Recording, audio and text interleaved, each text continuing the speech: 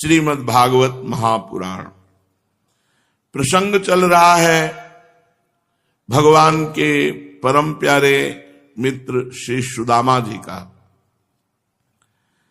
भगवान श्री कृष्णचंद्र जी के महल में रुक्मिणी जी के पलंग पर बैठे हुए श्री सुदामा जी को भगवान कह रहे हैं, गुरुदक्षिणा देकर जब आप गुरुकुल से लौट आए, बातचीत हो रही, 7 दिन 7 रात्रि रुके। मैं जानता हूं कि आपका चित्त गृहस्थी में रहने पर भी प्राय विषय भोगों में आसक्त नहीं है। विद्वान, ये भी मुझे मालूम है कि धन आदि में भी आपकी कोई प्रीति नहीं है। जगत में बिरले ही लोग ऐसे होते हैं जो माया से निर्मित विषय संबंधी वासनाओं का त्याग कर देते हैं। चित्त में विषयों की तनिक भी वासना न रहने पर केवल मेरे समान लोग शिक्षा के लिए वो कर्म करते हैं, कोई वासना नहीं होती। ब्राह्मण शिरोमणि, क्या आपको उस समय की बात याद है जब हम दोनों एक साथ गुरुकुल में निवास करते थे? सचमुच गुरुकुल में ही दुजातियों को अपने ज्ञातव्य वस्तु का ज्ञान होता है, जिसके द्वारा वे अज्ञान अंधकार से पार हो जाते हैं। मित्र, इस संसार में 3 गुरु हैं। प्रथम गुरु है इस शरीर का जन्मदाता माता पिता, प्रथम गुरु है। इसके बाद उपनयन संस्कार करके सत्कर्मों की शिक्षा देने वाला दूसरा गुरु है। इसके बाद ज्ञानोपदेश करके परब्रह्म परमात्मा की प्राप्ति, भगवत प्राप्ति कराने वाला गुरु तो साक्षात मेरा स्वरूप ही है। ये वर्णाश्रमियों के 3 गुरु हैं। पहले माता पिता, द्वितीय गायत्री मंत्र देने वाले और तृतीय भगवत प्राप्ति कराने वाले सदगुरुदेव। मेरे प्यारे मित्र, गुरु के स्वरूप में स्वयं मैं ही हूं। ये मया गुरुणा वाचा तरन त्यजो भवार्णवम। जो मैं गुरु रूप से उपदेश करता हूं, उसको जो स्वीकार कर लेता है, जो अपने गुरुदेव की आज्ञानुसार चलता है, वो इस संसार समुद्र को पार कर लेता है। वही सच्चा स्वार्थी और परमार्थी है जो गुरुदेव की आज्ञा के अनुसार चले।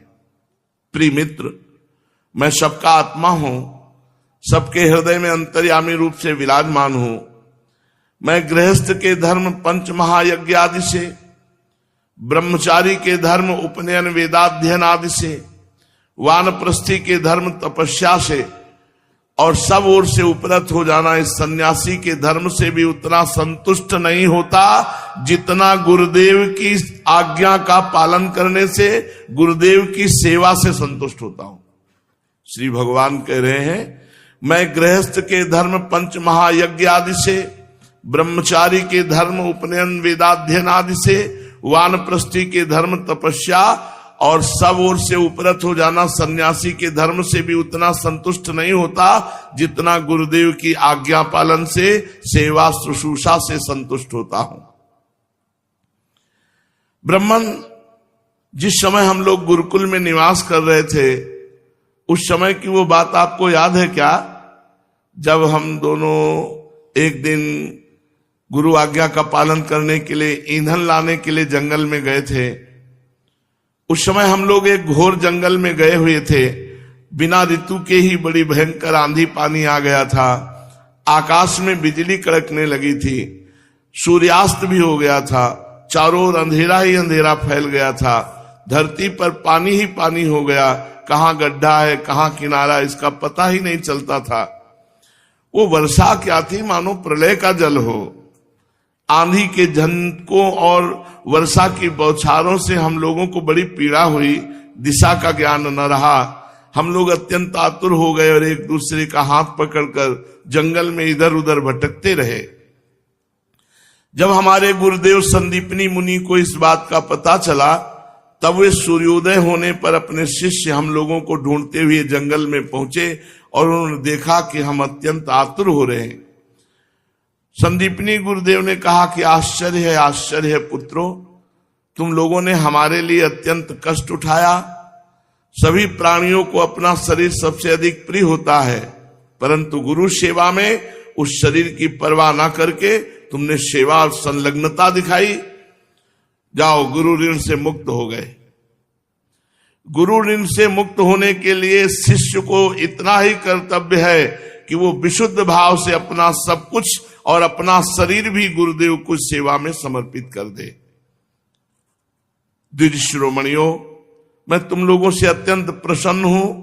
तुम्हारे सारे मनोरथ, सारी अभिलाषाएं पूर्ण हो।